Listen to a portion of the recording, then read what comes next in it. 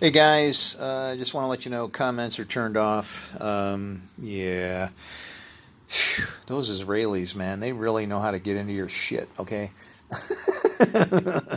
Anyway, but yeah, we'll keep continuing on. Hey, when you're reading the book of Enoch, here's what I want you to pay attention to, okay? Then the earth laid accusation against the lawless ones, right? Okay? When you see that, then the earth, that should make you think of yourself, Adam, dust, and so on, right? So, and they began to sin against birds, beasts, reptiles, fish, blah, blah, blah. But remember that point. Then the earth laid accusation against the lawless ones. That is the earth crying out. Okay? And then in Enoch 8, first Enoch 8, the final line in that one is, and as men perished, they cried, and their cry went, what? Up to heaven. Again, we have crying from the ground because men are dust, okay? Right.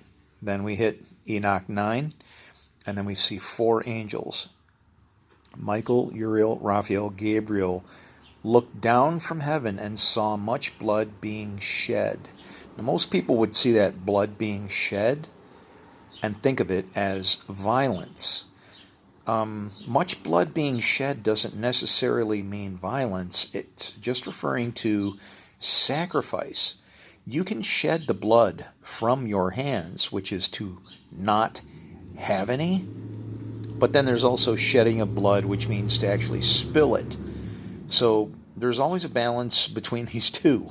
And when they're saying that they saw much blood being shed, they're just saying that work was going on, because we can see that the blood being shed can be in a bad way, but it can also be in a good way, as in, well, I've never shed any blood, don't need to wash any off my hands.